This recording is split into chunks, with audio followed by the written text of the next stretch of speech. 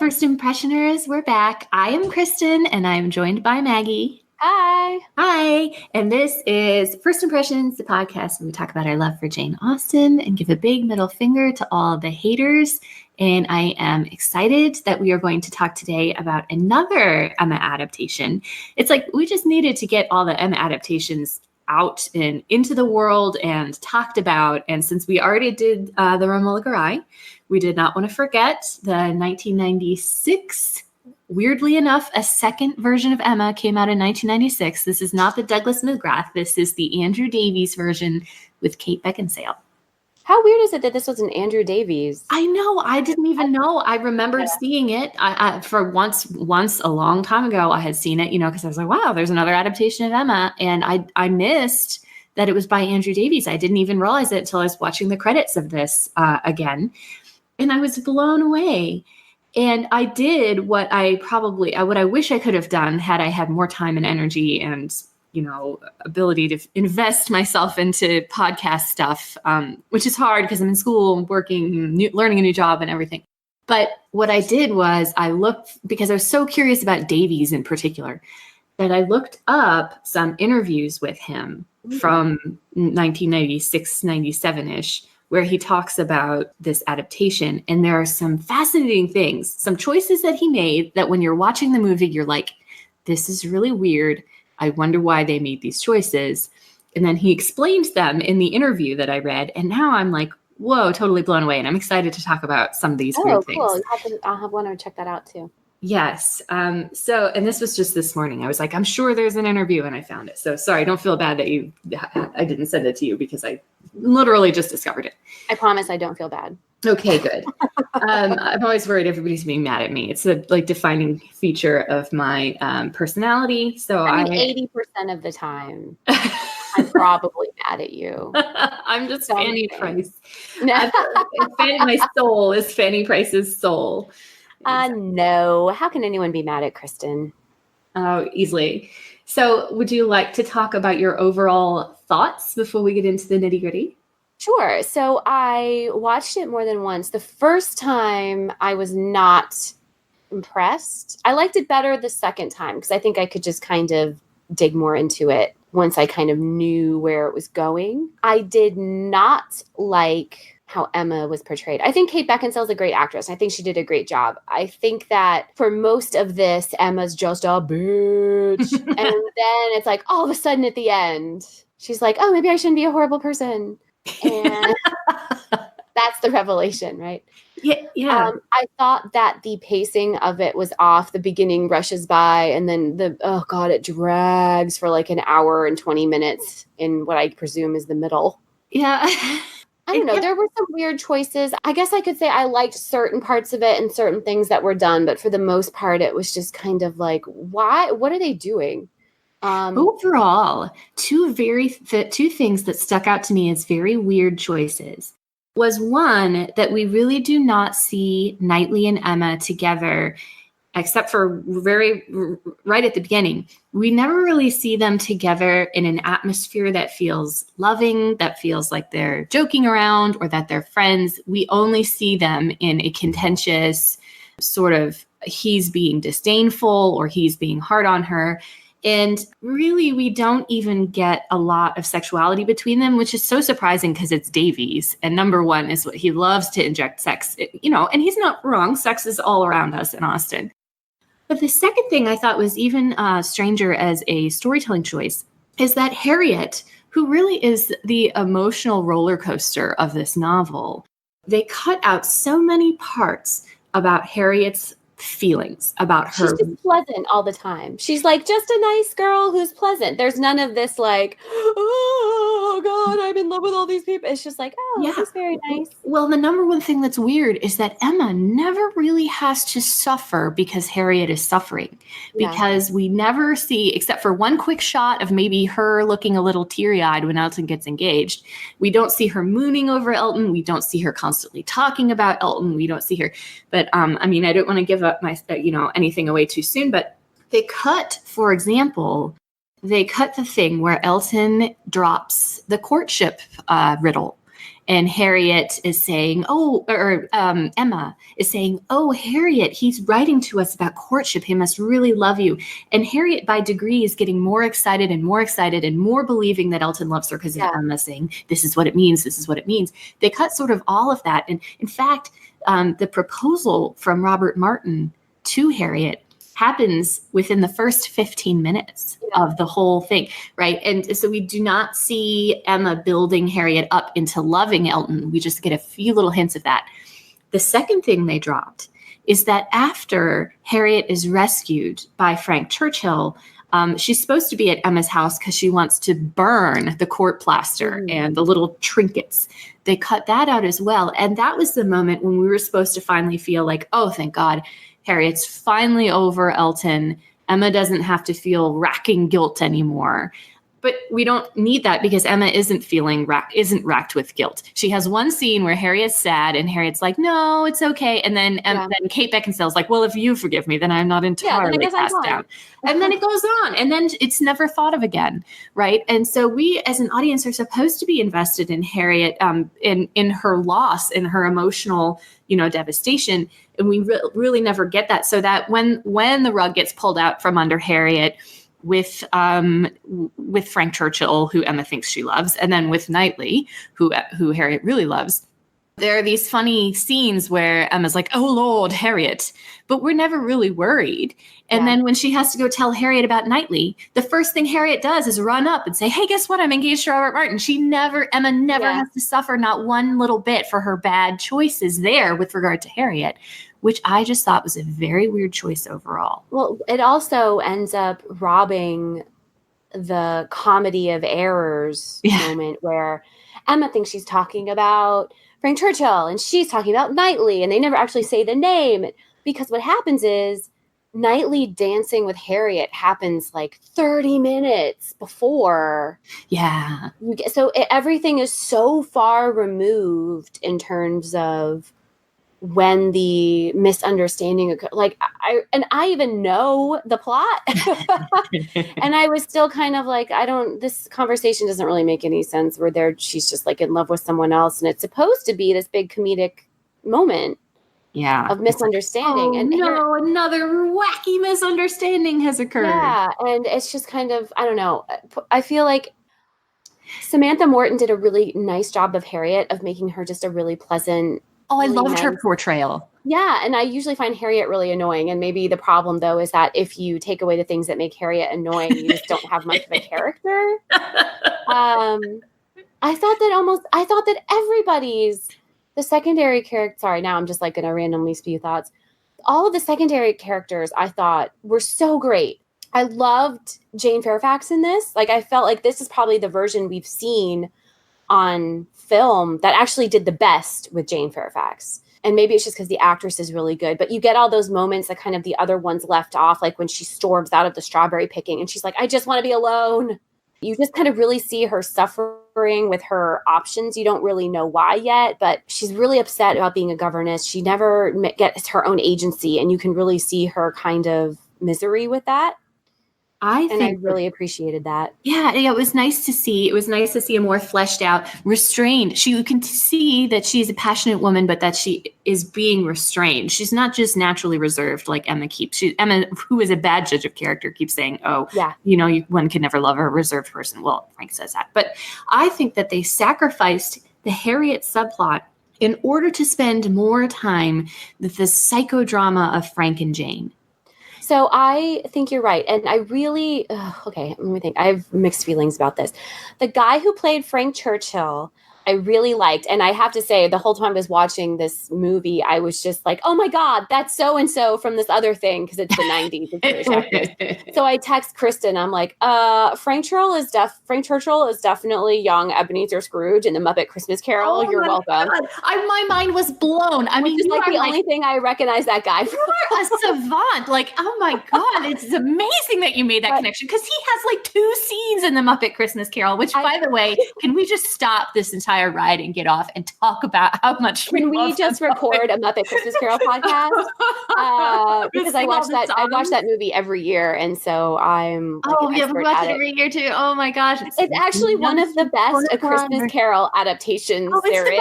It's by far the best. It's by far the best. Oh my god. Oh my god. Isn't this a little scary for the kids? Nah, it's culture. Oh my god. Maybe we'll do a special holiday episode where instead of Jane Austen, we talk about Charles Dickens. How the brilliance of that adaptation. Talk about good adaptations, fellas. Right? Talk about brilliance. Okay, I'm getting back on. Okay, let's get back on the ride. Okay, so I thought he did great because he's a total asshole. And the stuff with him and Emma, I thought was great. It's probably the best version of it I've seen, where he kind of like brings out the worst in her. Yeah. On the other hand, there was a lot of it, and it just kind of dragged that whole section of the movie. That's what Kevin was saying too. It feels very airless. When Kevin was of course on the couch on his phone and like half absorbing it, but he looked up and he's like, this is really the least fun part of Emma, that we get sucked into his orbit. And the other thing about it too, with the psychodrama, and this is what Davies actually intended, but you get the utter cruelty of Frank in how far he takes the game and what mean things he says about Jane Fairfax. Oh, her hair is so outre. And this is all from the book. He doesn't like her complexion. Yeah. But because of that, I think, I'm not going to say it's worth it, because it's a lot of one note where it's just like Frank and Emma being mean girls, right? Yeah. When you get the end, when Knightley is like, so he comes in here, he treats everyone like garbage, and everyone is completely happy to forgive him. And his aunt, he can't marry the woman he loves because of his aunt. His aunt dies. He becomes a millionaire. Everyone forgives him. He gets the woman he wants. And it's just kind of, I don't remember if that is in the book, but it's kind of like Knightley calls out Jane Austen.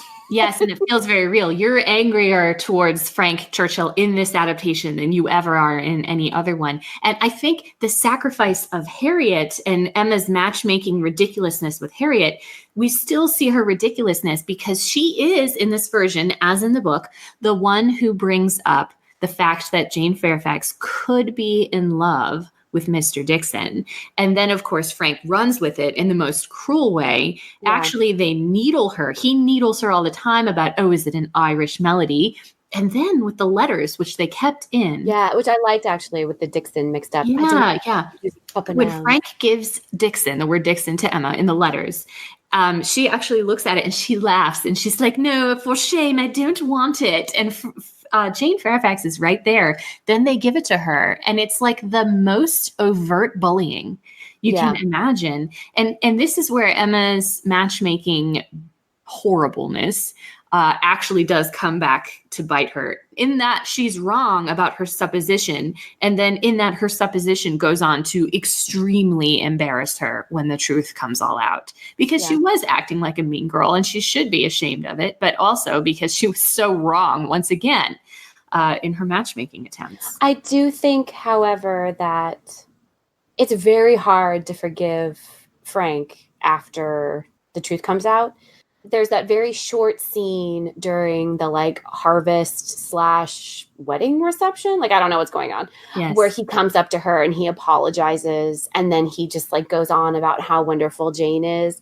And I think as an audience member and Emma, he is so charming that we do kind of forgive him.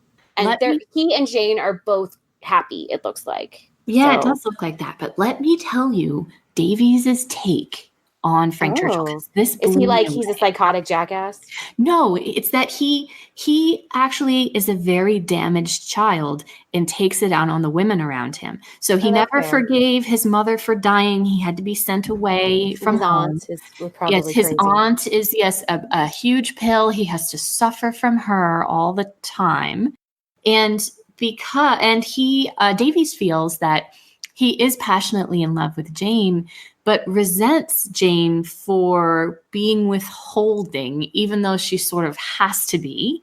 So takes that out in genuine anger at her when he is saying these mean things and when he is bullying her with Dixon. that he thinks there's like love there, but also a genuine hurt there that he's taking out on her, and also believes that he's being creepy. At the harvest dinner, there's this scene, right, where Frank is standing next to Emma and just talking about his intense sexual love for Jane Fairfax. Oh, her skin, oh, her cheek. She can hear us. And it's almost like a little bit of foreplay in the way that he's saying these physical things about her. And like, she can hear me. I know she can hear me. And then he goes to her and she smiles and she's happy because she has the passionate love that she really feels for him.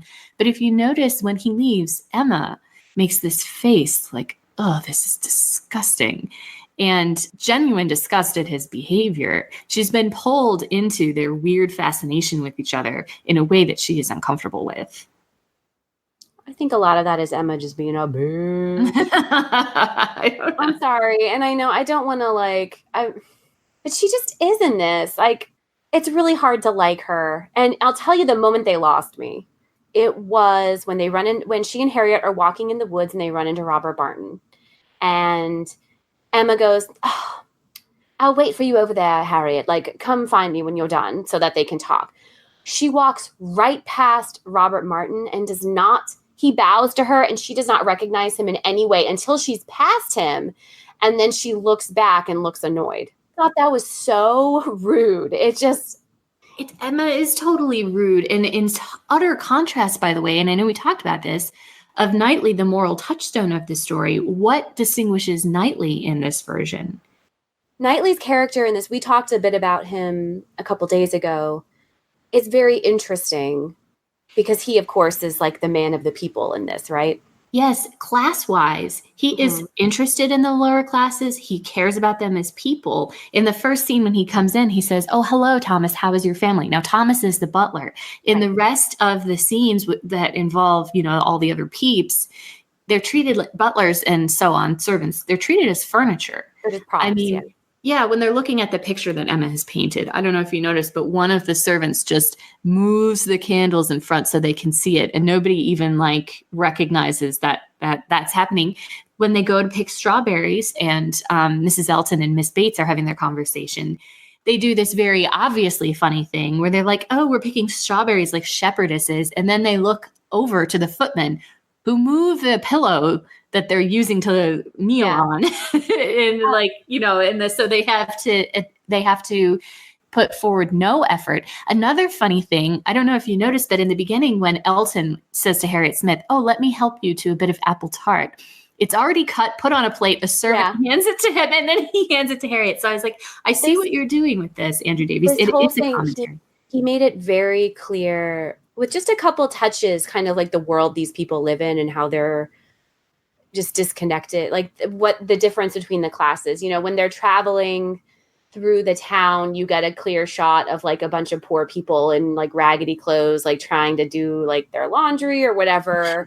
When they're going to Box Hill, there's like this really effective shot of all the servants who have to lug all the shit up the hill for them for their picnic.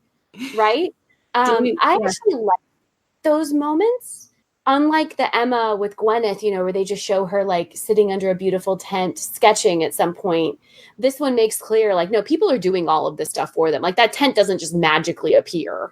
Right. There's people in the background who work really hard. And I think that all of that kind of came out because Andrew Davies wanted to make this Knightley's character.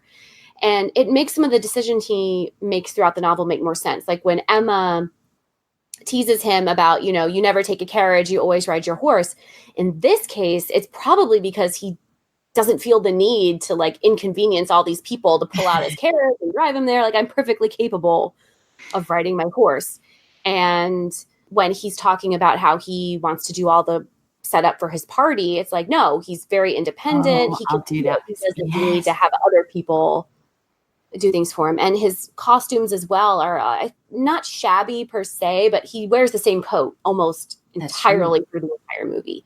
He is not as ostentatious. And then clearly when they have their harvest and he invites all of his tenants and stuff like that. He's definitely supposed to be seen as like a friendly overseer, landowner. Yes, he genuinely cares. And about Robert Martin and the fight with Robert Martin too. Like he really likes Robert Martin. And he talks to him. He knows him. And that reaps benefits. I don't know. There's one line when they're at the end of the movie, they're bringing in the harvest, and Robert Martin's like, "Best harvest ever, sir." And you know that they're like working hard for him because he cares. Another thing that is brought into the same theme more subtly is that this scene between Knightley and Emma is different than the other two, in that what you get from Knightley is a genuine sorrow for the ruination of Harriet's prospects, rather than saying, "You will wretch or meddling, Emma," or rather than being like, "Better be without sense than misapplied as you do, Emma," like the other two adaptations we talked about.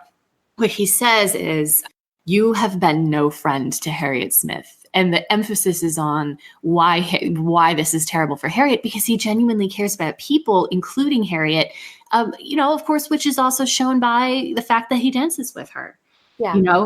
I really liked all of those decisions with his character. I don't think they're really in the book, but I think they work really well in the film. But there are continuing on with Knightley, there are things he does that I did not like. And I know you kind of feel same way. You don't need to make badly done Emma a catchphrase. Oh no, it was a terrible decision. Oh man. Oh God. He says it in the first time he's chastising her about Robert Martin and Harriet Smith. He says badly done. Totally takes the wind out of it and totally takes the punch out of it. I completely agree. It was so dumb. I was just looking at it, I'm like, why? Oh. He's not like a did I do that? Oh my God, it's so funny that you said did I do that, because I was about to bust out that same line. What? Oh my God, no, I was going to say when Emma goes to Harriet, and instead of being like, "I'm so sorry, Harriet," she pulls a "did I do that?" Like, yes, she feels no remorse. But anyway, oh my God, it's so weird that you also busted out. Okay, continue. Or she looks at the camera and she's like, "Dynamite!" Like, it doesn't.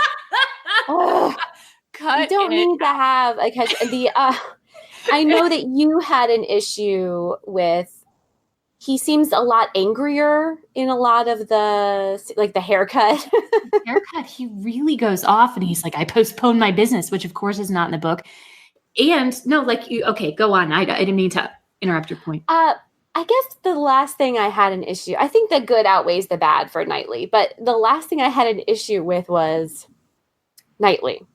Piece of advice from media. You're chatting with the girl that you've, I guess, had been in love with through the entire movie, right? We're supposed to think he's been in love with her for a while. I would recommend that you not keep mentioning that you knew her when she was a baby. I held you in my arms. He keeps saying that, and it's creepy. Or it's creepy. This brother, sister. I'm like, why are you making it creepy? Don't do it. Just stop. Nope. You have to say that she, right before he kisses her, he talks about holding her as a baby. The proposal scene, and the proposal scene did not move me the first two times I watched it, but the third time I was swept up in his love for her. I genuinely thought the proposal was romantic, and then he drops that line. Yes. "I held you in my arms," and she says, "Do you like me as well now as you did then?" Gross. It's like really unfortunate, echoes of what that. Obviously, he's not a pedophile, but bringing that idea even into this conversation is unsexy. Yeah, no, I agree. I thought the proposal scene was very moving until that, and then it's just like you don't need to point out that huge age difference. It's just not hot. And then they do the same thing with the brother and sister line, which is fine at the dance at the Crown, but then at the harvest dance at the very end, where he asks her to dance, "We are not so much brother and sister." No, you're married. Yeah, why are you being creepy? They're not married. They're like engaged. But okay. I don't think they got married yet. But anyway, yeah, no, it's creepy, and they lost a lot of opportunity to bring their attraction to each other into it. He even says to her bluntly, and without any joking tone, like when Gwyneth and Jeremy Northam get together and they talk about how well Jane sings, they make it a joke where Jeremy Northam is like, "Well, your singing was lovely. Oh, it was very elegant," and they laugh.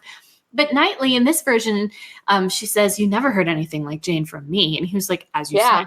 And it's not joking around. It's just flat mean. And the other thing he does that is so gauche, that is not gentlemanly at all. It really bothers me when an adaptation is like, oh, Knightley is so most genteel man in the neighborhood. He's so genteel, Harriet. You could never met, and then he does all these very gauche things. Knightley in this version is in front of Mr. Weston both times that he decides to criticize Frank Churchill. And we know from Mr. Weston in the book that Frank is his everything, his pride and joy, and absolutely loves him. And he would be genuinely hurt to hear any criticism of Frank. But Knightley, at a table full of all these people at dinner, is like, Frank Churchill should have come. Say it plainly, ma'am. He should have visited you. And it's like, pull it on back. He would never have said something like that in the book, because it's just confrontational and not genteel in any way. Yeah, and we talked about how one of Knightley's big moments is of kindness. He sees that Mr. Woodhouse is upset about the snow at the Christmas party, and he arranges to have the carriage already ready. They cut that. It's nowhere in there. They cut a lot of his humanity and his caring about Mr. Woodhouse. Yeah. Oh, but he says hi to Thomas, the butler. So yeah, so we know. I don't see why you couldn't have both. You can still be a gentleman and care about the people who work for you. I don't really see why we have to kind of make him rude. Yeah. Maybe, I guess, Andrew Davies, you're the one who read the interview, but maybe he's like, well, he's just like, he's always honest. He's kind of like a brutally honest person. And sometimes he doesn't notice of who he's talking to. I don't know. Well, and there is a little bit of that in the interview where he's just saying the English upper classes, lived with their tenants and their laborers, and we wanted to show Knightley as having enlightened management, but he doesn't really talk too terribly much about that. But one of the things that Davies did really mean this as a social commentary. He kept in the Roma, people who accost Harriet Smith. Mm-hmm.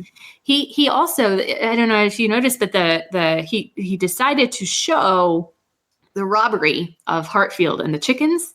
Not only being robbed in the beginning to show the need of the lower classes and how they're not doing great, but also at the end to show English social change still has to come, I believe was his.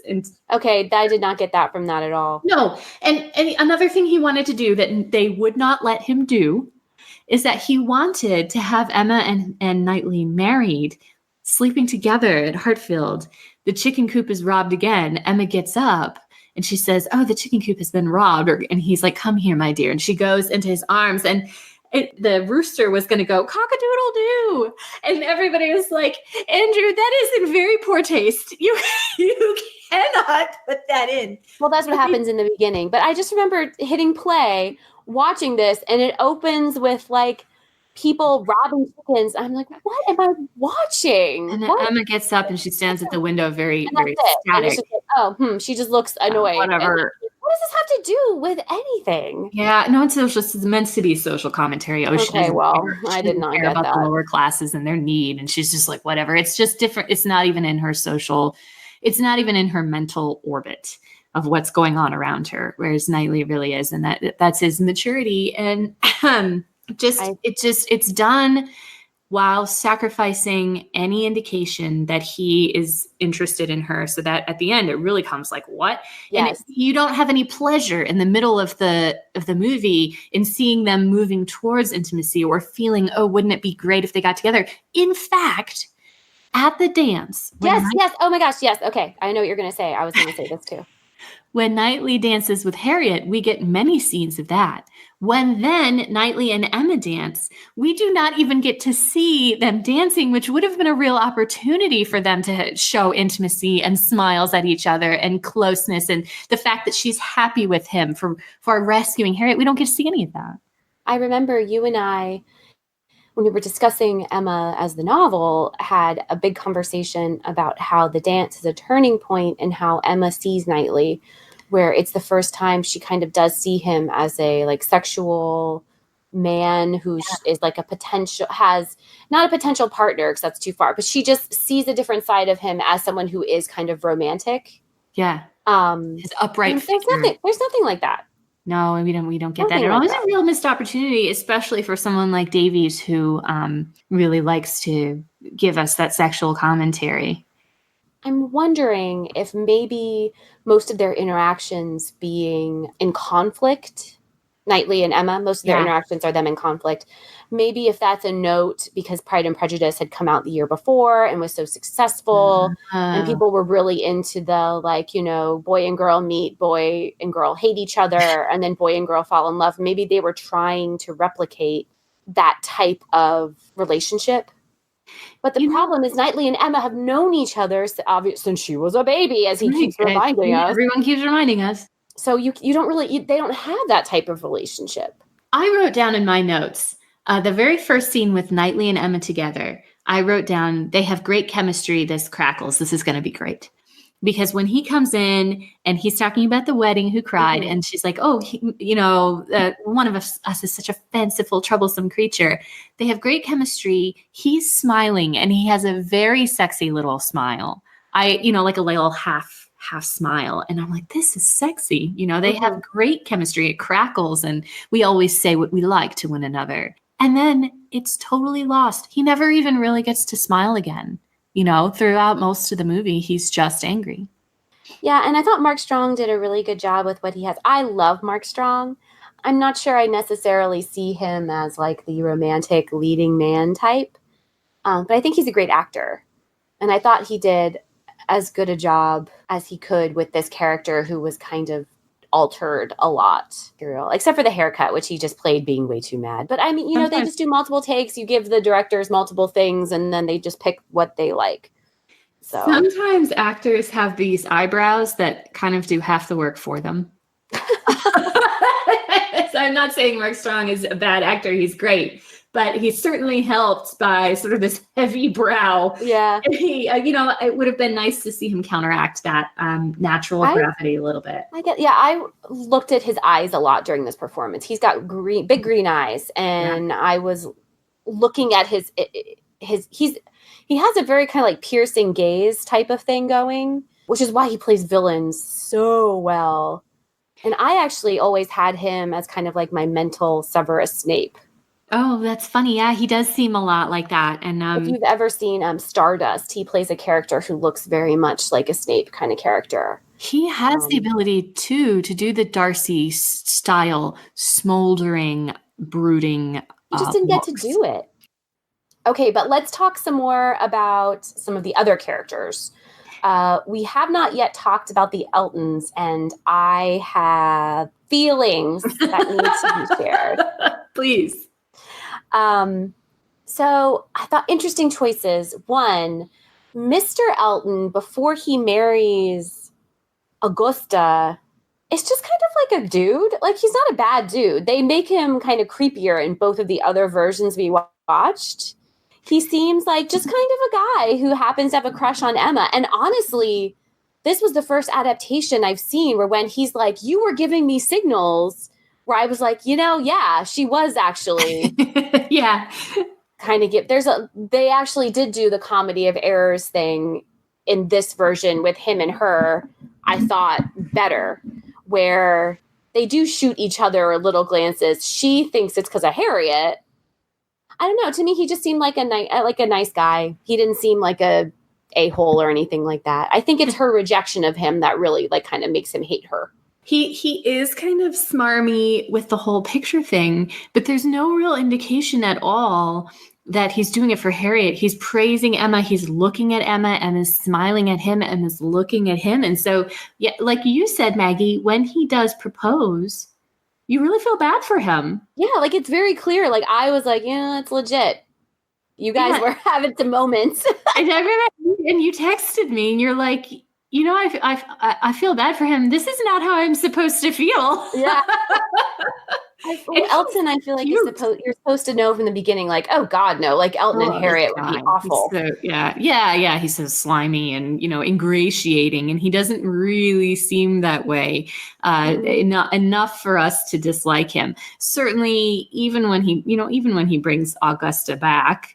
I like your pronunciation of Augusta. Augusta Gloop. Okay, but we have to mention, holy shit, Mrs. Elton is Mrs. Hurst. Yes, she's Louisa Hurst, and she comes back in this to be Mrs. Elton. My mind was blown. I think I also texted you, like, is Mrs. Hurst Mrs. Elton? And you're like, yes.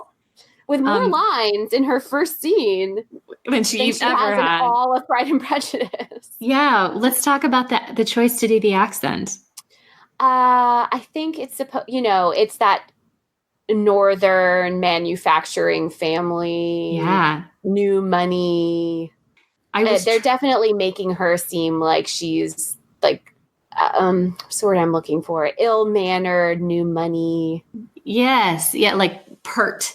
And coming in and trying to parade around and be the queen bee while having some of these unpolished rough edges. And I don't know if it was considered like lower class to have this northern, but the R's are very hard. And I was trying to look up more information. What is this accent? Why was she doing it? How did she figure out, that this was it? All I could, and I only spent 15 minutes, y'all. I'm sorry, I had so much homework, but all I got on YouTube was Mancunian accents, like tutorials for how to do it. And I have to say, this is a tangent. Love the Mancunian accent. The normal British way to pronounce water, for example, is the T. The T is there. The T is correct. It is the T sound in the English language. Americans are very more lazy. We don't want to go to the trouble of enunciating T. So we just say water with a D, which is easier. We don't have time for this crap, right? Mancunians have really figured it out. Because they're just going to drop the they're not going to be bothered. They don't have time for these consonants. And they drop the ing at the end of things. I am charmed. These people have figured it out. I'm sorry. I was dying. But no, to bring it back, I could not figure out, I did not learn rather where this came from. Maybe she just knew what the northern accent was supposed to be like at that time. But it is effective in making her seem harsh. Yes, and it separates her from everyone else, which is clearly the intent.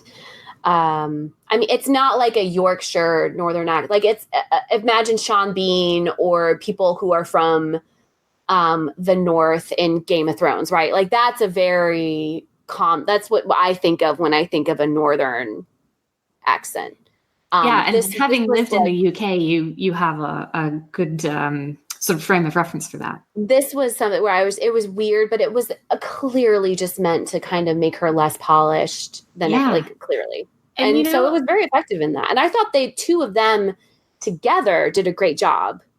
The Eltons were very, just as they are in the book, they're just supposed to be like, I don't know. They're such great characters. There's so much to dig into with them, like puffing themselves up, thinking they're better, but still always seeking approval from everyone and inserting themselves. And it's fun. They're fun.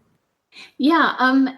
One of the things that Davies says, which rings so true for me, and I wouldn't have thought to put it this way, is that one of the reasons that Mrs. Elton gets under Emma's skin so badly is that Mrs. Elton comes in and she wants to be the Emma of the neighborhood. She wants to run everybody's life. She wants to get all these young women's lives settled with, Jane, and I'm going to get you a position.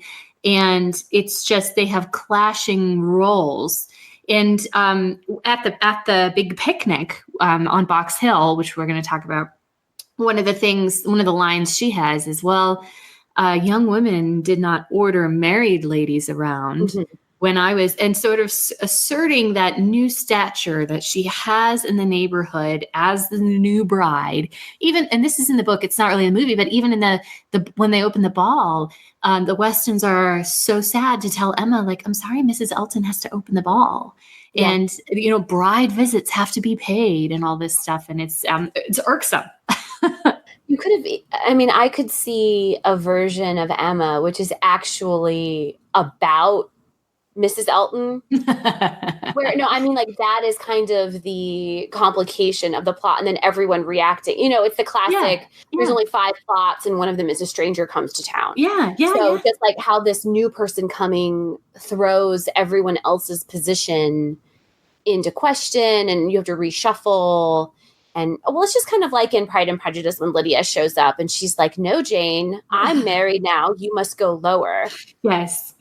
And it would be an interesting, like, fish out of water. I mean, that's kind of the plot of Crazy Rich Asians, too, when the new fiance is elevated, from a professorial, not that wealthy background into all of a sudden she's the queen bee of the rich women's set. And it is interesting to have to evaluate all the social reshuffling that goes on. I totally think that could be a fascinating. And as we know, Kevin Kwan is a huge Jane Austen fan. Yes, he is. He took a lot of inspiration for Crazy Rich Asians from her Regency Society novels. So true. If you read one of the later ones, there's a whole list of books that he's trying to make one of the characters read to educate them about upper class society. And Trollope is in there. Julian Fellows wrote a book called Snobs that I didn't even realize existed until I read that Kevin Kwan book. Then I read Snobs, which was excellent.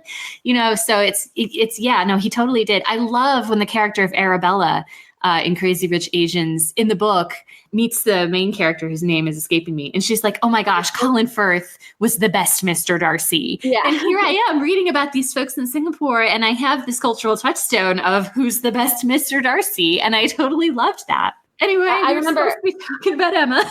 I remember reading Crazy Rich Asians, and I'm like, this is just Jane Austen in a modern Singapore setting. And totally then the version, because I read it years ago, like when it first, not to be like, oh, I read it before it was cool. Yeah. But it was in one of my book clubs. So we read it years ago.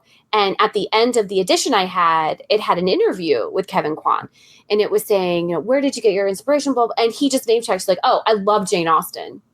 Yeah. And he's like, and I was thinking as I was reading Jane Austen, like, this is just like the society I grew up in, just in Asia.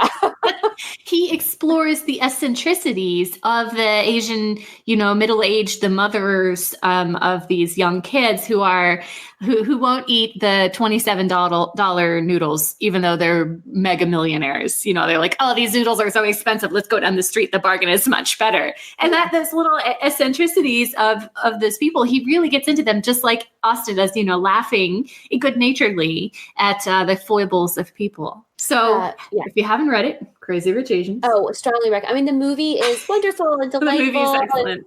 Romantic, but I have to say you lose a lot. Yeah, you because do. a lot of the humor in that trilogy is in the footnotes. Oh yes, which are amazing. And it's just usually it's him providing color commentary on things that characters say or his own personal experience at, like, say, the school, or talking about the little slang terms, or this English is delightful. Yeah, the footnotes are really hilarious. And it's sort of like one of those things where little slights are noticed, like when Astrid does not wear a new dress to Arabella's wedding. Right. She just wears that same dress. I can't. And sort of like people who are wealthier have to be a little bit more careful the messages they transmit towards people who are not wealthy, because that can be like an incredible slight. Here's where I transition into the Box Hill scene. Yes, good job. That was perfectly done. That's very slick. But we were going to talk about Box Hill, which is interestingly done. I think one of the reasons that Kate Beckinsale is really hard to love as an Emma, one of the things about Emma is, even though she is flawed and she causes so much havoc, by the end of the movie, you're supposed to love and care about her. And that doesn't happen with Kate Beckinsale. And one of the reasons is she has the bitchiest little moments. And Box Hill really solidified that for me, because we talked about the reason Emma insults Miss Bates in the other adaptations is because they've been needled. And they're visibly irritated or sad about not enjoying themselves and having been needled at Box Hill. But Kate Beckinsale does not appear to really be angered or upset at all, even though Mrs. Elton is, in fact, needling her quite a bit. She just goes in there for the kill with Miss Bates, right? I do really like how after she says it, though, she laughs and looks around, like expecting everyone to laugh with her. And nobody does, and it's so awkward. And I really liked her performance of the insult and the aftermath. I thought was really good. She's like, yes, it shall be limited in number, only 3. And Frank, in a mark of how he actually is not a great guy, smiles at her through his wine. But the Westons look horrified, which, by the way, he's embarrassed for her, though. You can tell, Frank. Like, even he thinks that she went too far. And I really like Miss Bates in this too. I just want to throw that out there. I thought she was really great.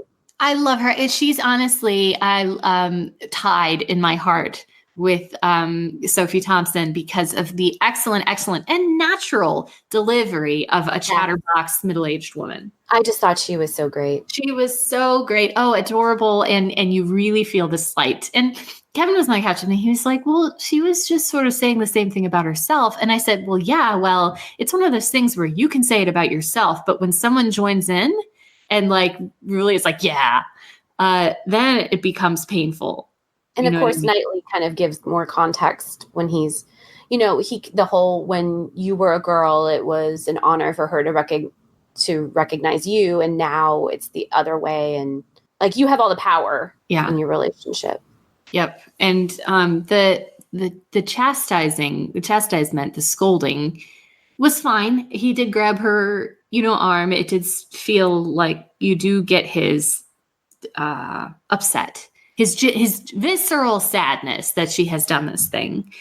And I really liked the touch that he has to open the carriage for her and he has to put the foot thingy, the step down for her while he's doing it, showing in that way that he is in almost like a elder brother or fatherly position towards her.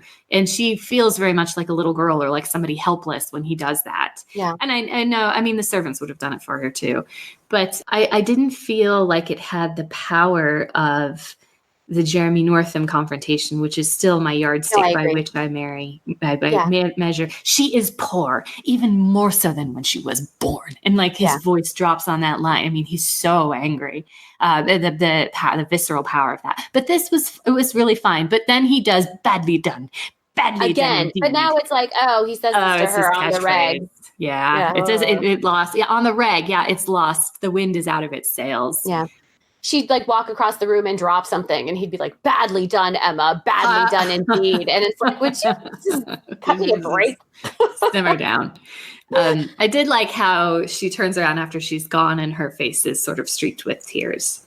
Yeah. So that did show the emotional impact of that. What's interesting about this scene in the book? I went back and read it and she makes the insult. It's clear that Miss Bates is hurt, but the conversation goes on. Because right after that is when Mr. Weston comes up with a conundrum. So he might have been trying to smooth things over, but you really don't get that sense. You just get the sense that he's playing along and that he hasn't really registered the insult, where he comes up with the joke that is not in any of the adaptations, which is what two letters of the English alphabet represent perfection? M and A. Emma. Yeah.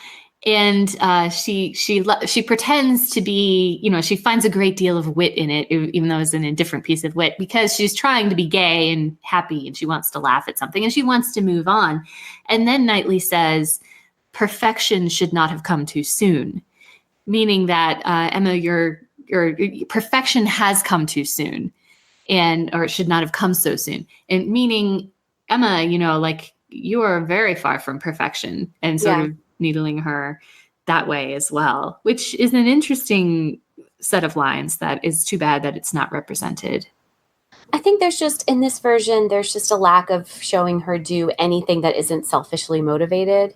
Yeah. And in the other ones, she's still a kind person. We just don't really see a lot of that here. And maybe it's, I don't know. I just did not. And then all of a sudden, I've been in love with him this whole time. Yeah, yeah. What? Yeah. Really? Okay. Mm-hmm. I like that Go ahead. Sorry. One other thing that bothered me. From the strawberry picking scene to Box Hill, people keep going on and on about how hot it is. Oh. People are running around in like winter jackets. I was just like, I think they probably, the weather in England and filming and stuff, they filmed it. It was not that hot, clearly, when they filmed it. Right. But I mean, at least try to indicate. And that's another reason why, she lashes out. They're hot. They're tired. It has not been as much fun as they thought it would. when they what say, that would mean. Frank and Jane Fairfax quarreled after Donwell because he wanted to walk home with her, we do get a little scene of them talking to each other, and she seems mad and she storms off. But it really doesn't seem like it could have been that big of a fight. You know what I mean? But one of the things that is interesting is that when she does decide to become a governess to Mrs. Smallridge, you almost feel like she's doing it because of Frank's cruelty. Well, I guess you're supposed to feel like that in the book too, but not only that he hasn't responded to her letter or whatever, but that she's just had enough of him and his cruelty, and it felt very much like that. What did you think of the fact that Davies kept in the line where Jane Fairfax says, "Oh, it's like the slave trade, different as to the guilt of the parties who carry it on, but as to the level of misery of their victims, I do not know where it lies." Okay, Jane. I think obviously this is like when it's like, oh, okay, now these white women are going to talk about being slaves, like Mansfield Park, right? I think that it's just supposed to show the depth of her kind of misery at this point. Yeah, but it's also a terribly bad judgment. Oh, yeah. And then I almost said Mrs. Hurst, Mrs. Elton. I am shocked. Like, I don't imagine what you're talking. And she says, no, I'm talking about being a governess. And then she's like, oh, okay. And she's just like, Jane's just being kind of dramatic there. And I think it's just there's nothing about her character that would show her to be a drama queen. It's just supposed to show, I think, the depth of her misery at her options. Her passion, the fact that she is passionate and the fact that she is miserable. And Davies also says, interestingly, that the Italian love songs that she chooses and, carry a lot more emotional heft and weight. And that when Emma is singing her little song about going to Ireland and, Frank joins in, it seems much more emotionally simplistic on Emma's side. Yeah. So. Let me ask you something. Do you think this version made the attraction and engagement between Frank and Jane more obvious? Yes. Oh my God, you would totally guess. Even in the beginning. Because I thought so too. Like there's that moment they open the door and they separate really quickly.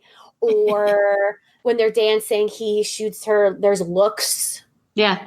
Yeah. Or that when they quarrel, even that little scene. Have a fight. Like, they're just playing it cool. Like, oh, I barely know the guy. Mm-hmm. Well, and I actually liked that though. I thought it was a good choice because if it feels like it comes out of left field, then you're just like, what? I thought those hints actually made it a lot more interesting. But you're supposed to feel like, what? But I guess that does give you something to do as a viewer trying to deduct what's going on deduce what's going on because when Frank does come, it does kind of knock the air out of things a little bit. And you're like, oh, a new character and I have to care about this now. And so maybe that's interesting. It starts very early too. Because when Frank comes to Highbury and Emma is showing him around, she says to him, well, how well did you know Jane Fairfax? And he very obviously eludes the question. He's like, Fords, we have to go into Fords. And immediately as a viewer, you're like, I'm being told something and I need to be on the lookout, which maybe does give you something to do as a viewer. Jane does the same thing too, right? Oh, I guess some people think he's nice. Well, that is supposed to really... he's clearly stonewalling, right? I guess so. But I always took that scene as allowable and not a clue because we're supposed to be shown there why Emma cannot warm to Jane Fairfax as a friend. And it's because of this ridiculous, like, you can't even have a conversation kind of stonewalling. So I think it's hard because we do know. So it's hard to kind of like see someone coming into it who didn't know. Yes. I just thought adding those little hints made it more interesting. Like, because otherwise Frank's just a jerk. Jane's just like boring. But when you have those hints, it's like, wait, something else might be going on here. And so that makes it just a little more interesting. Oh, I do just want to point out oh God, it was so cringeworthy. I could barely even look at the TV. Like when you're watching The Office and you're like, oh God, when they're at the big harvest festival, and Mr. Knightley's like, to the best person here, Emma Wood, and everyone claps, and I was just like, Oh my God. Yes, you texted me a GIF of at the end of Harry Potter when everyone's doing the slow clap for the Gryffindors and everyone stands up and it's like, yeah.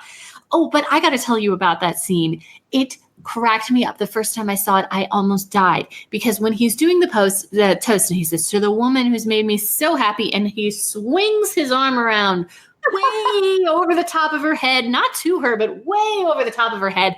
I legit thought it was going to be a joke toast, like to my cook or some dumb thing. Oh my God, I did at Easter dinner when you. Oh yeah, that's right. You remember that? No, tell everybody what it was. Okay, I actually planned this way in it because I'm so horrible. I come up with things like this and I plot them out way in advance. So Kristen and Kevin came to Easter dinner at my aunt's house. I'm Jewish on my mom's side, and my dad's family is Catholic. So we have a big Easter dinner, and it was my dad, my stepmom, my mom, Kim, my best friend, his husband, Kristen, her husband, Kevin. Were there other people there too? There were a lot of people there. It was like 10 to 12 people. Yeah. And because it's me, of course, I always give a toast like at these big family things. Oh, and Bae was there because we had been together like a year or 2 years. And I said, I'm so happy we're all here to share this meal with family and our friends and blah, blah, blah. So I just want to give a special thank you to the person I love the most. And then I looked at Bae, and then I just looked up and went, Kevin, thank you so much. It went down well. Kevin absolutely loves that kind of humor. Oh my God. I thought he might. So I came up with this idea, and I just thought it was too hysterical not to do. Yeah. And then my mom came up to me afterwards, and she's like, I didn't know where you were going with that. It was going to be awkward. And then she's like, that was the only thing you could say to get out of that, because I thought you were just going to insult someone. The joke toast is the way to go. Yeah. I'm kind of sad he didn't do the joke toast, but that's not Knightley's bag. Or like spill his drink on her head. Oh my God. Yeah, that's what Kevin thought. I was like, Kevin, watch this. What does this make you think? And he did not go for a joke toast. He was like, I thought he was going to dump his wine all over her. It was just so painful. Miss Emma Wood, and it's like, they all hate this bitch. Like, yeah, they really do. And then finally, someone's like, yeah, Mr. Knightley. Like, they're actually guy. That's right. Let's guy we like. Yes, to the guy we like. Oh, it's so true. They do hate her. Oh my God, that's so funny. Yeah, it was just like that scene. That's the first thing I thought. I'm like, this is just like the scene at the end of Harry Potter when everyone claps and it's stupid. Oh, and then they dance, and it's like a curtain call, kind of, I guess. Yeah. Everyone. It's nice that they all dance. Like Anne Harriet and Robert Martin. How does Robert Martin know how to do these country dances? Is that something that you? I thought he was great. He did have a limited screen time, but I thought he did a really nice job. Did you notice that when Jane Fairfax takes to the moors and is like walking around crying? Yeah, that was so dumb. But she passes by him. Looking sad. And it's almost like in different ways, Emma has sort of caused these two people a lot of grief. Yeah, that didn't make any sense to me. I was just, because it cuts from Miss Bates saying, she hasn't left her room in like 3 weeks. And then here she is walking around outside crying. And Mr. Martin is like, the fuck? I'm just trying to like chop some wood here. I don't know. I thought they did a nice job with him. When they run into him in the woods the first time, he's carrying a bunch of books. Yeah. So, like, clearly he's educated. Yeah. I don't know. He's a very friendly looking guy. What did you think? Rather than having Harriet and Robert Martin meet again in Ford's, what they do to show Harriet has sort of still got feelings for Robert Martin after her refusal is they have, and I really like this in the book, and it's interesting they included in the movie, they have Emma dropping Harriet off at the Martins' farm to see the mother and the sisters who are her friends, and then going on a carriage ride and coming back after 15 minutes so that Harriet comes back. I thought it was stupid. we don't see Harriet and Robert Martin interact at all. So we don't get a sense of her feelings. And she also doesn't seem that shaken up when she comes back into the carriage, which she really could have to show her feelings. But we do feel the rudeness of Harriet having stayed for 2 weeks with these people and, doing all kinds of fun, jokey things like marking their height against the wainscot or whatever. And she comes out and she's like, oh, we all were feeling like ourselves again right at the end, but then I had to go. And you realize the rudeness that Emma is shoving her into, having lifted her up into this new life where she's like Emma's pet. She can no longer have her old life, which she really shows Emma's selfishness. Yeah, it's just, and there's a really awkward cut before that too. I forget what the scene is before, but then all of a sudden Emma and Harriet are in a carriage going somewhere and talking about Mr. Knightley's holdings.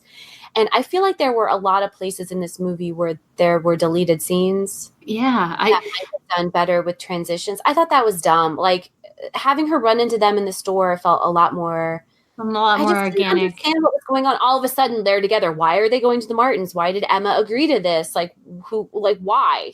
It's just and in the encounter in Ford's, Robert Martin gets to show that he still cares about Harriet, whereas in this one you don't know his feelings. I don't know. It was an interesting choice, but honestly, I felt that way too. The first time I was watching it, I thought to myself, because I found it on some fake YouTube, am I getting an abridged version of this? And then I went and bought it on Amazon for the $8 because I was tight-fisted about it. And then I realized, no, I didn't lose scenes. But I really thought, especially with all they cut in the beginning with the courtship riddle and everything, I really thought, this is weird. I feel like I'm missing big chunks of what's going on here. I can't remember the other specific places, but there were probably 2 other parts when I was watching it. I made a mental note, like there's something else that was supposed to be here because this is kind of an awkward transition. I think we've probably covered a lot of it. I do just want to say that I think one of the reasons why I did really like Elton in this version is when they go pick him up to take him to the Christmas party. He's like, what a lovely night, Christmas party, and it's snowing. And I was like, yes, I feel the same way. I love a Christmas party. This Elton guy is okay. You know what they took out there? They took out any mention of Harriet's sore throat, and Elton didn't get to pretend to be solicitous about Emma, and we didn't get any inkling like, oh no, Emma was wrong. That's the big, sort of plot that's going on that we're supposed to be thinking about. Yeah, they just mention it, and he doesn't get a chance to be like, oh, so sad. But a Christmas party is still great, and I would rather fall short by 2 than exceed by 2. He did not get to do any of that. Is also weird. There were a lot of markers of what was going on that they just, especially in the beginning, that they just dispensed with, which I just felt was a shame. There was comedy there too, and they just took out the comedy. I feel like there was a lot of missing comedy. Yeah, this was not a comedy. I feel like Mr. Woodhouse was a comedic character, was closer to the Mr. Woodhouse of the book than Michael Gambon. And was good. Although now I have a taste for it. I like Michael Gambon's portrayal better. But one thing that Davies did say about Mr. Woodhouse is that Davies sees him as a manipulative old monster who is stunting Emma's personal and even sexual growth. Because he is so childish and so childlike and is always down on marriage. And she's been exposed to this for pretty much her whole life after Isabella left and Miss Taylor was around, I guess. But Emma's childishness and sort of, lack of judgment might be seen to stem from having this constantly very childlike person to deal with herself. That's interesting. And I agree as far as it's supported in the novel. I don't think it's really supported in this because we only see her taking care of him in the beginning. Like they play backgammon and she reassures him in the scene when we first see her and Knightley and there's a misunderstanding about which one of them is the troublesome fanciful creature. She's nice to him, but we just don't really see them. That's true. We don't see her. There's a lot of stuff we don't see. I think that the one that we just watched, the miniseries version, had more of this because, they really make it clear Emma's never gone anywhere. She hasn't really done anything. And that's because of her dad. And I think that's his anxiety. Yeah, she's sort of being stung by his anxiety. So, it's okay for Davies to say that, which is fair. I just don't see any support for it in the movie. I can see that. I think I'm with you on that one. Yeah. But Okay. So let's say sum up. I thought this was good. I wouldn't, with the Pride and Prejudice with Keira Knightley, I always say it's fine if you just want a short Austen fix. I don't even know if I would recommend this one for that. It's just had some issues. I don't know. What do you think? there is something in a movie like this where you go back, even though it may be flawed, you go back watching again and again for the chemistry and the romance of the two main characters in other movies of the same sort of right, genre. This one had no hook to bring me back. I was not emotionally invested in Emma or in Emma and Knightley as a couple. And so I don't think I would ever turn it on again for pleasure. You know what I mean? Whereas well, you get a great deal of pleasure out of watching the 1995 because at the core and the heart of it, you're invested in the romance and you want these two people to get together. This doesn't have that hook. I agree. But you'll watch that Mansfield Park, so I don't know. You'll watch anything. Yeah, that's true. You know what my go-to though for like a quick Austen though is always Northanger Abbey. Yes, me too. Yes, but once again, you love Felicity Jones, you love Catherine Morland, and you love Tilney, and they have a great chemistry. And you just I don't give a crap about Catherine Morland. I'm in it for J.J. Field. Oh yeah, well, I mean that's what I was saying though. I agree. Cute. And then the big kisses at the end, where they like go into the so awkward too, right? Between Emma and Knightley. It was just everything was awkward. I don't know. It's just, that proposal scene, wind blew some hair over into his forehead, and even though he has plenty of hair, it totally looked like a comb over, and I was very distracted. I was like, why didn't they just do another take? You know what I mean? Just comb his hair and do another take. Then it cuts back to him at one point, and they've brushed his hair. So I'm totally distracted by the hair situation. The first two times I watched the proposal scene, I didn't even get into it because of the hair. I think there are things in this that are interesting and choices that are interesting, but as you were saying, as a movie we would watch for pleasure, as an adaptation, it's kind of a failure. Yeah, which not is my favorite. why I had never even heard of it until you were like, right. let's watch Kate Beckinsale, and I was like, the what? Is she a vampire? What? Does she wear leather? What's happening? You refer, of course, to the fact that the actress is in Underworld. Okay, that movie's amazing. I won't hear you say anything against it. I've never seen it. I don't mean to put it down. Okay, it's got Michael Sheen as a werewolf. Love Michael Sheen. And he's fantastic. It's so atmospheric and moody, and it's got Bill Nye as a vampire elder, and he's so great. And it's stupid and totally disposable, but because it's got these great actors in it, and it's very atmospheric, it's cool. I like it. I won't hear anyone say ill of that film. One of the reasons I ever watched the later Twilight movies is because I just love Michael Sheen as the Volturi guy. Roles he's that so are great, ridiculous, right? But he's just like, you know what? I'm 100% committed to this.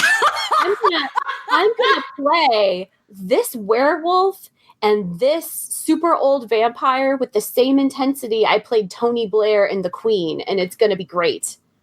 And you're just like, yes. The mark of a true actor. And he's great in Good Omens. If you haven't seen Good Omens on Amazon Prime, he's so good. David Tennant is so good. Highly recommend. If you haven't seen Good Omens, what are you even doing with your life? Because I know. I love Jane Austen, but I think Neil Gaiman probably is my favorite author of all time. Yeah, she had a Neil Gaiman reading at her wedding. I did it. Jane Austen had a Neil Gaiman reading at her wedding? No, Maggie did. Oh, me. What else did I possibly have been talking about? You just said she. I don't know. Oh.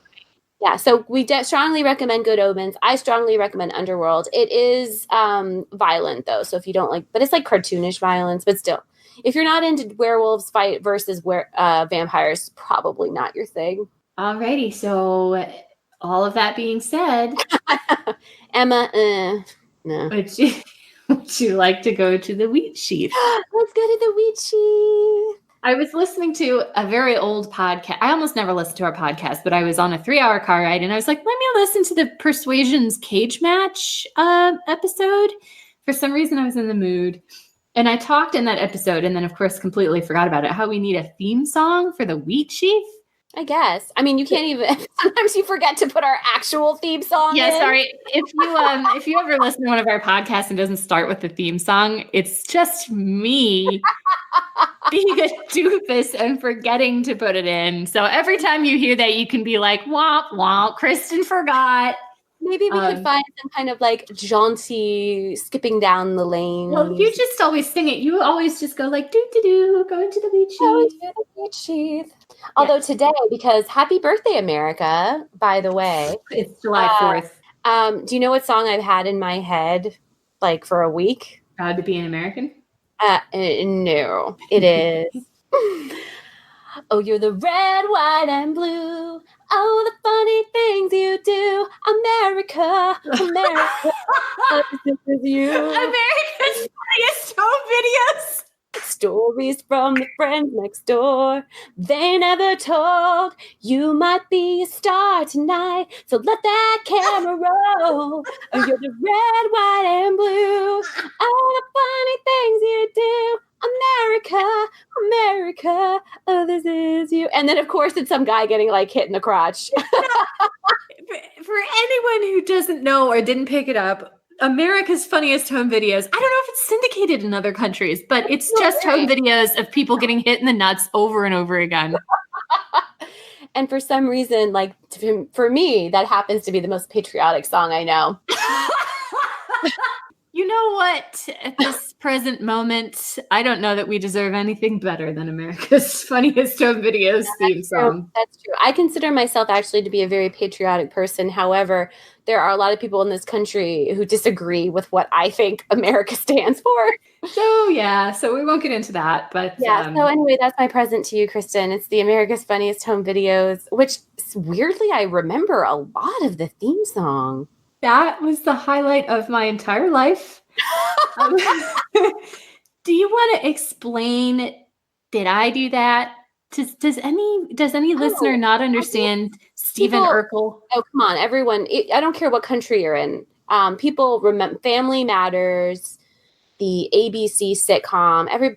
People know Urkel, right? How you have to know Urkel. Well, if you don't, just put Stephen Urkel into a YouTube search bar. You're about to get educated. I just assume, look, people know they're listening to two Americans. So if we happen to make cultural references people don't get, 90s kids. This is always stuff. Dynamite. That was from... Dynamite is much earlier. It's from the 70s. Anywho. I'm looking it up now, frantically trying to look up what show. Like the Jeffersons, maybe? Maybe. Good times. Okay. All right. This has gone way off the rails. Okay. Are you going to sing the Jeffersons theme song? Because it's a great theme song. Is that Moving On Up? Yeah. Moving on up to the east side. Finally get our piece of pie. That's all I remember. Okay. So, but what's in the wheat sheath, Kirsten? Okay. So anyway, Annie from Germany, thank you so much for your note. She wrote to us about how nice it was to hear somebody talking about Jane Austen with modern eyes, but not as just romance stories. And sometimes we really need that. I wrote back and I was like, I really needed this podcast to get me out of this cycle where I get really mad and irritated. And it's really helped me. Like Maggie said, like earlier before we started the podcast, she's like, if this ever stops, what are you going to do with your thoughts? Yeah. There.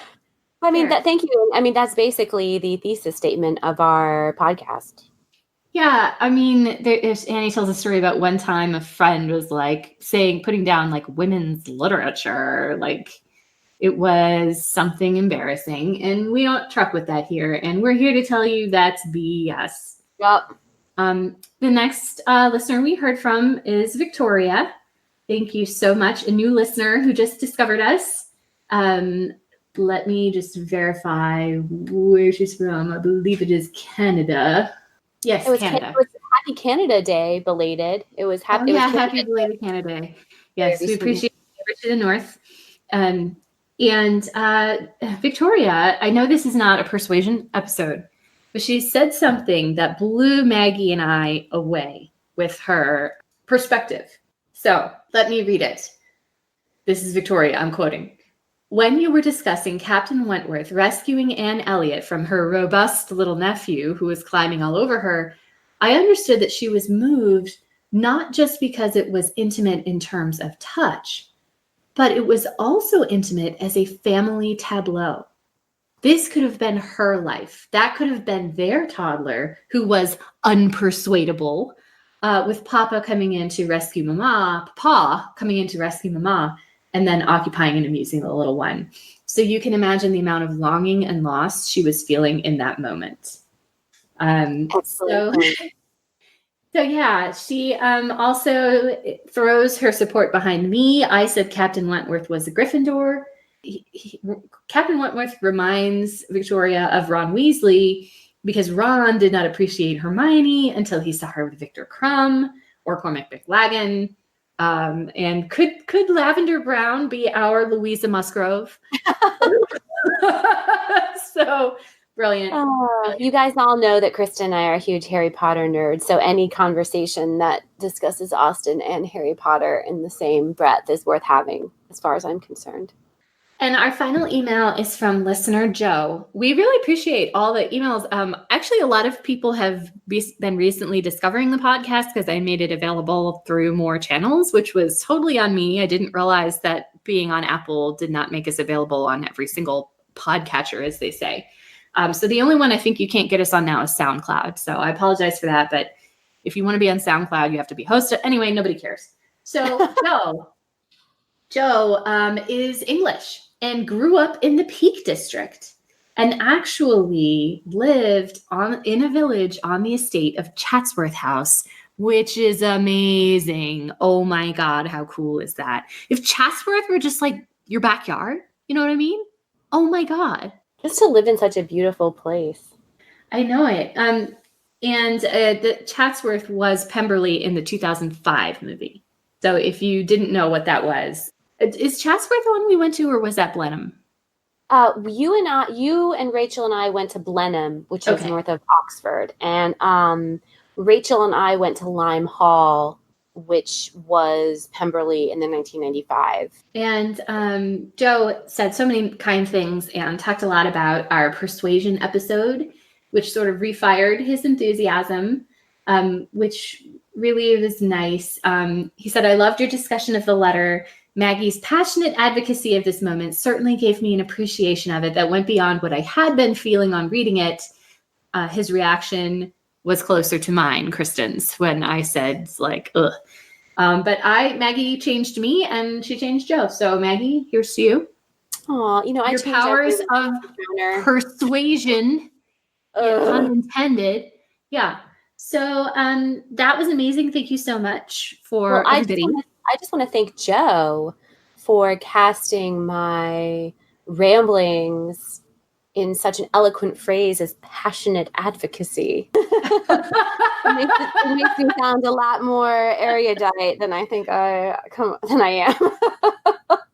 Joe said that he first saw the P&P BBC adaptation as a 16-year-old boy, and he loved it, but he couldn't have admitted it to any of his friends. So I want to shout out there to all the guys who were exposed to Austen in your teens, and you loved it. We see you and we appreciate you, and you are awesome. Good for you. You're awesome. Yeah. I just want to mention that video of that English dude who only wears Regency era clothing. Oh yeah. Has been making the rounds a lot on my social media. So we can, I don't remember if we've shared, I think someone has shared it to our podcast page, but just, I'm sure that you all have seen this too. It's a modern day gentleman who just likes to wear Regency clothes, and he walks around and is living his best life. Yeah. Good for him. I am getting a dress made for Jasna. That's right. We have to talk about Jasna. Oh, yes. So I'm getting a dress made. No idea what I'm doing. Hired a seamstress here in Boise. And when I hired her, she was like, oh, my friend just got back from the University of Brighton for a semester, where she was learning about Regency costuming. So hopefully I'm in a good spot. But if you have any advice you would like to offer, I'm totally open to it. Yes, and Kristen and I, just by way of some more background, we will be attending the Jane Austen Society of North America annual conference, which is in Williamsburg, Virginia, the first weekend of October, which is also where Kristen and I went to college at William and Mary. So this is a nice kind of homecoming opportunity for us. So we will be there. We'd love to meet up with people. I think we're thinking of planning a meetup for the Saturday morning breakfast so we don't interfere with anyone's programming time. But I know we have a couple listeners who are planning to attend. But if you have the capability, I think it's going to be a lot of fun. So, and it would be great to see people. So you guys should all come. Yeah, definitely drop us a note if you're planning to come. Our email address is firstimpressionspodcast@gmail.com, or you can find us on Facebook and send us a message there. At First Impressions Podcast. And we'll definitely be recording stuff when we're together. Alrighty. Okay. Well, on that note, I guess we can say we have delighted you long enough. Bye. No, let me do one. Tell me if you can guess what this is. Any of this, by the way. What is this? Tick, tick, tick, tick, tick, tick, tick, tick, tick, tick, tick, tick, tick, tick, 60 minutes. Yes! That's their thieves. Okay, I'll cut this. That was so dumb, Kristen. I will cut this part from the. Well, I can't sing. All right. Make it an outtake at the end. I will. I will not. That is a lot more effort than I want to expend.